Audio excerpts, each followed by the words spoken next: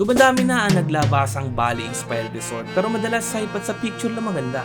Pero nakuha ang atensyon ko ng resort na to dahil bukod sa Cavite lang, may average din na 4.3 reviews sa 500 kataong nagpunta doon. Di na ako nagkatabili pa at pumunta agad kinabukasan at sa labas pa lang, lunti ang paligid ng bumugad sa akin. 250 pesos pa lang binayaran ko, no?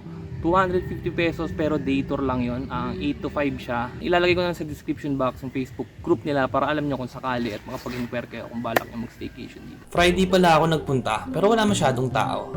Kahit tanghaling tapat ay di mo mararamdaman ang init ng araw dahil puro puno ang buong paligid at tabi pa ng Maragondon River kaya maaliwalas at mahangin. Yung 250 pesos mo na babayaran mo for day tour ay para na sa swimming at meron pang complimentary tables and chairs. Siyempre, pili ka na lang kung saan mo gusto kasi madami naman. Bukod doon, may option ka mag-cottage na mukhang hinangungan nila sa mga design mula Bali. May sariling kainan sa loob at kailangan magbayad ng corkage fee kung nais mo magdala ng sarili mong pagkain. Merong dedicated area din pala ang mga staycation guests na restricted para sa mga drop-by lang. Siyempre, siguro para di sila may istorbo at sa privacy.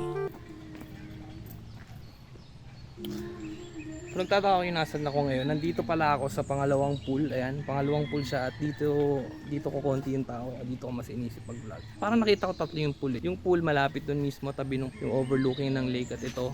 Dito walang tao at meron din pang bata. Pero teka, bakit nga ba tinawag na Bali-inspired resort to? Pag sinearch mo ang Bali, Indonesia sa Google, kilala itong land of the gods at kilala sa scenic beaches, traditional culture, rich history, creativity, arts and crafts at marami pang iba. Kalaunan, natuklasan ko na medyo hawig ang riverfront sa Ubud, sa tinuguri ang greenest part of Bali, lalo na ang design ng mga hotel at atraksyon doon. Pero bakit nga ba mataas ang reviews ng resort na to sa Google? Nagbasa-basa ako ng mga comments at karamihan ng mga sinasabi nila ay mararanasan mo ang payapang ambience ng lugar na mapifeel mo talaga ang nature na napatunayan ko naman sa panandaliang bisita ko doon. Literal na luntian ng paligid at sa opinion ko, isa sa mga katangian ng solid na pasyalan kung nais mag-unwind.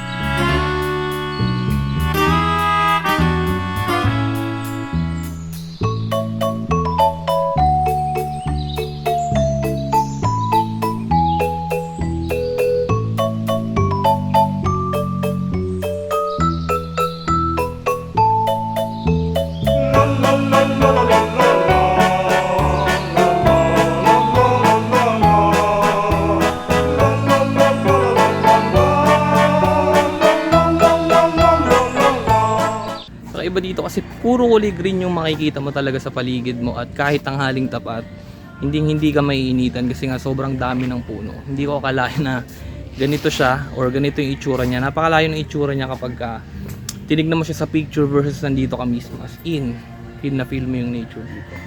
Pero ang tanong, Bali inspired resort nga ba siya o tamang hype lang? Ganito kasi yan. Sa opinion ko, hindi siya overall na parang Bali. Pero ang importante naman sa ganitong resort o pasyalan ay kung makakapag-unwind o relax ka. Para sa akin, isa tong riverfront sa magandang resort dito sa Cavite na talagang pinag-effortan at legit nature feels ang mararamdaman mo. Pero para mas solid ang visit mo, punta ka kapag weekdays. Salamat sa panonood. Peace out!